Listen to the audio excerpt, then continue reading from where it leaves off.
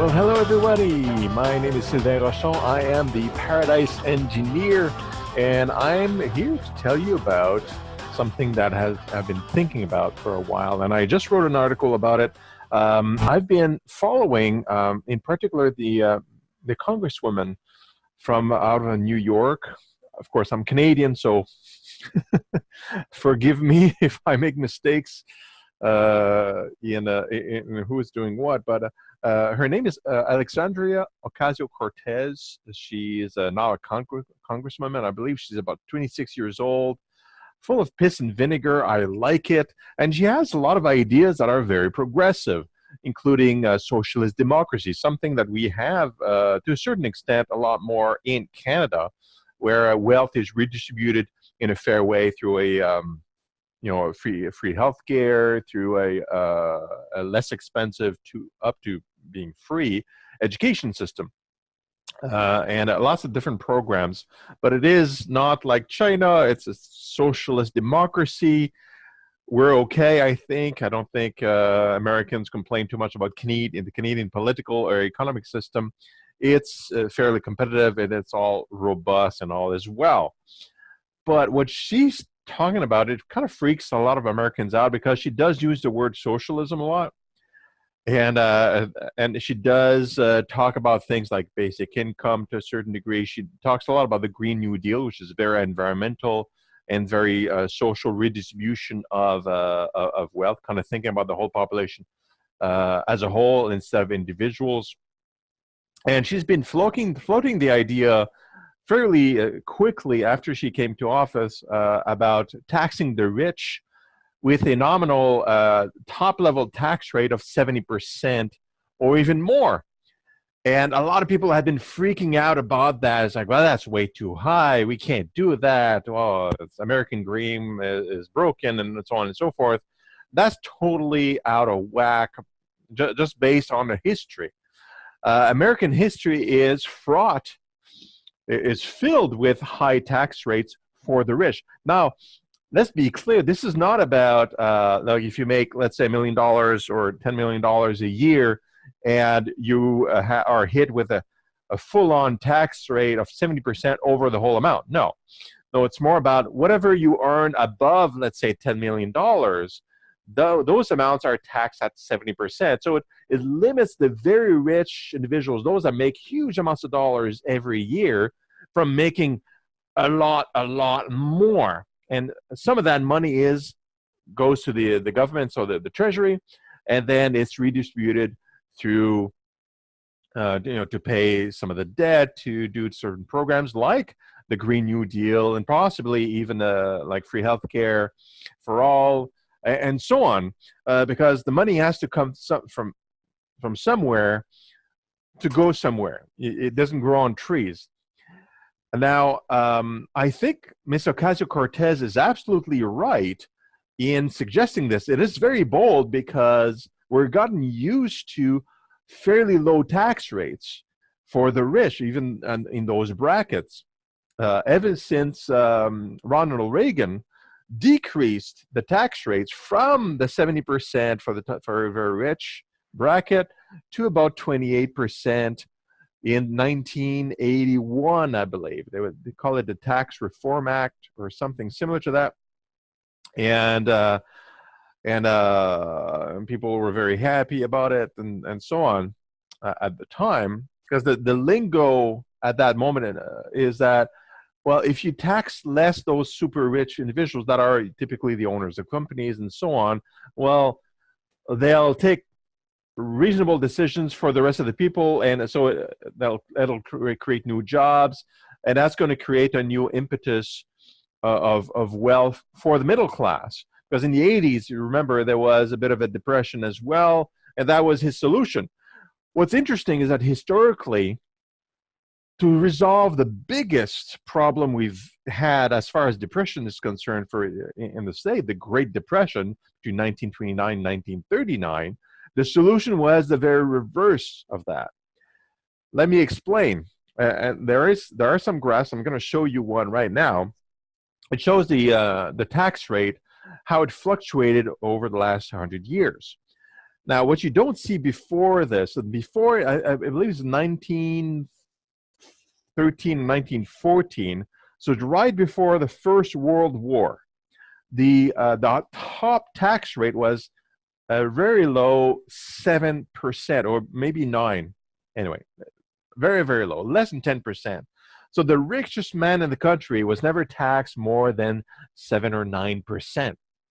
Now, what happened is the First World War happened, and war is extremely costly. So for the first time in American history, there was an implementation of a super high tax rate for the rich, the people that were super wealthy. The government figured, well, they have a responsibility to kind of support it, because the middle class or lower class doesn't have the means to actually support something so expensive as a war effort. And the rich, it was considered, well, they have all this extra income, so for the good of the country, let's tax them super high. So the tax rate went over 70% during the First World War. Now, after the World War, there was an attempt at bringing the tax rate back to where it was. So it went back to about 25% or so for a little while. But then the Great Depression hit. So what did they do? Well, let's solve the issue by pulling money from those who don't really need it, like the super rich, bring it back into the coffers and pay for programs and services and initiatives that will alleviate the country from the Great Depression. And that's exactly what happened. And after the Great Depression, lesson learned, the tax rate stayed up there.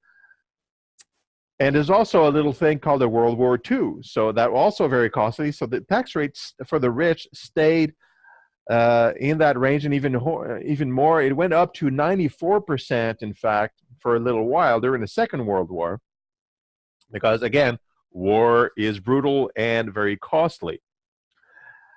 And the war was won, everything fine. After the Second World War, what happened after 1945?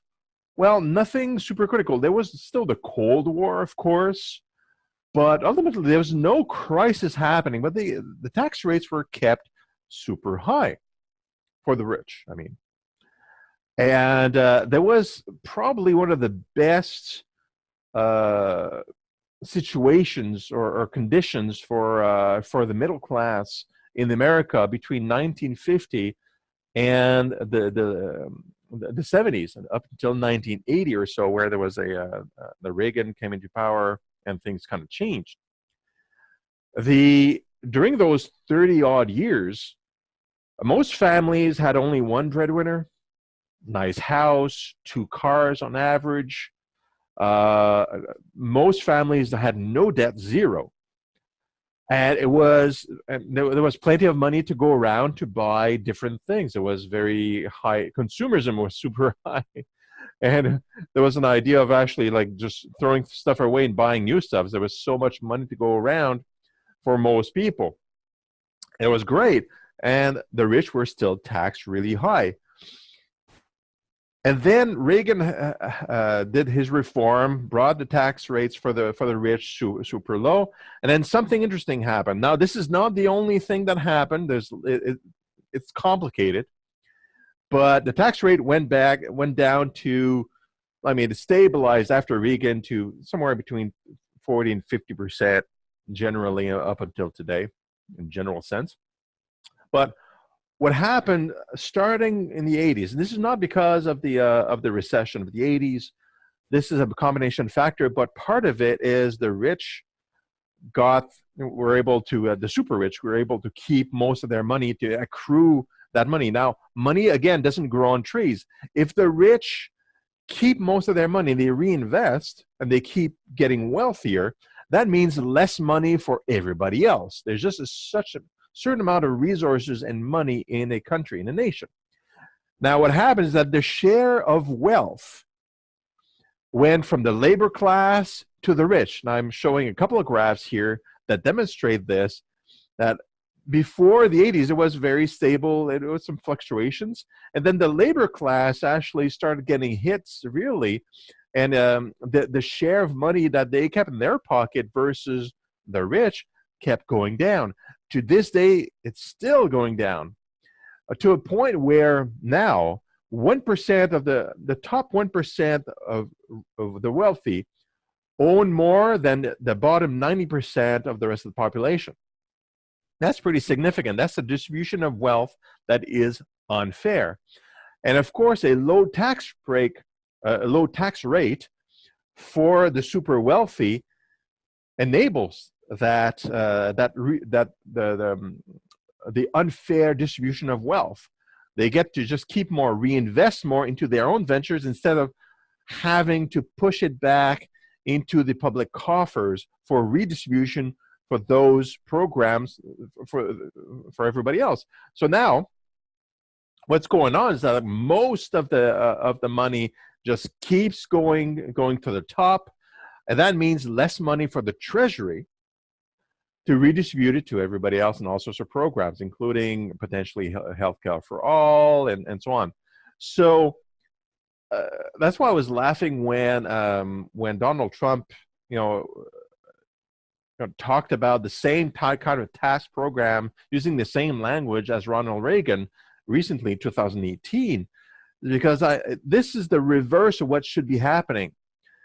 What history shows that this kind of thinking of reducing taxes for the rich enables the rich to get wealthier. It doesn't necessarily trickle down at all. Usually it doesn't. We know that more money stays with the rich. To get richer, you need money. So if you keep more money, then you get richer, and that sucks the energy and the wealth out of everybody else. So what we need to do, what Ms. Ocasio-Cortez says, is that we need to get some of the money back from the top. And believe me, they don't need that money. There's a very excellent study out of Princeton from Nobel laureates in psychology that shows that if you have 75 grand a year or more, you don't get happier. And you don't need more money than that to live. You need way less than that to actually survive and to have everything you need. Below that, well, happiness tends to decrease with less money because you still have stress and financial troubles if you're or you start getting a little bit more into financial stresses, let's say, if you're below that threshold. But those people that make $10 million a year or more, they need to reinvest that money. They don't need it. So why not asking them, because they don't need it, asking them to contribute further to the rest of the population that absolutely do need that money. Now, to compound the argument, it's not only bad for the population that wealth keeps going to the top and there's no tax rate, no significant tax rate to bring it down, is that the nation itself since the 1980s has also gone from creditor, so having an excess, to invest, to being a debtor, to being severely in debt. And that debt, guess what, is on the heads of everybody. But those that suffer more from the nation's debt are the general population. Because guess what? The rich have plenty of padding to survive basically any problem, economically or otherwise. While the rest of the population, the 99% of everybody else, they're the ones that if they are taxed further in any way, it could be actual taxes or pressures from the government to pay off its debt, well, they're the ones that are having more trouble, more stress, and whatnot. So it's only fair and only logical. And history has shown that through any kind of crisis, if you tax the rich and to redistribute, to put in coffers so that you can actually do something with it to help everybody, that ensures that the general population has money to spend for the rich people's businesses. And they have money to spend to pay for food, to pay for lodging, to pay for a roof, to pay for security, to pay for everything that a normal family or normal individual actually needs. And that extra money can also be used to pay back some of the debt that was accrued since the 80s. And the nation, the US, could go back from being a debtor back to being a creditor over time if they stick to a policy of balancing things out among the people of the nation. It is ludicrous to have a small amount of the population holding all that wealth, a wealth they cannot use for themselves. The economy is just not built for the super rich. It's built for the middle class and lower class. Now, let's not have them keep that money. Let's coordinate with them so that it's redistributed in a real way. And that's going to be super helpful. To boot, if people, general population, if middle class individuals have more money to spend and less stress, they will spend more of it. And that is an impetus for the economy in general. There's more money in circulation, in cash flow. That's good for the GDP. That's good for the economy. It's good for businesses as well. The businesses that still will remain in the hands firmly of investors and the wealthy. Anyway, they don't need all that money. They can still be rich without having, a gazillion dollars every year in their pockets. They don't need it. So let's be smart about this. Let's listen to Ms. Ocasio-Cortez and others that know the history and know what the solutions paid dividends in the past. We are in a crisis of inequality, and it is breaking the economy in a serious way. Overall, that's good. That's not good for anyone. Well, let's bring it back. Let's listen to her. Let's listen to reason. Let's do it, and then we'll all enjoy the benefits in the future. And let's not forget history. I mean, if we do go to 70% plus, and I do write about this in my second book, which is still unpublished, this is a plan that works financially. It is responsible. It works out. The only people that will complain are the super rich, and they have absolutely nothing to complain about. They have everything they ever needed, and way more than that. Most of them, I'm sure, will probably agree, grudgingly perhaps, but they'll agree that this is good for their businesses, this is good for the nation. They know. Come on. All right, that's all for today. Sorry.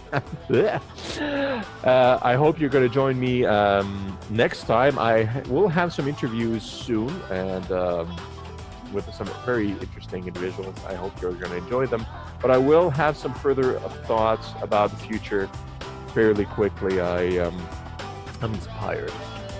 That's it for now. Ciao.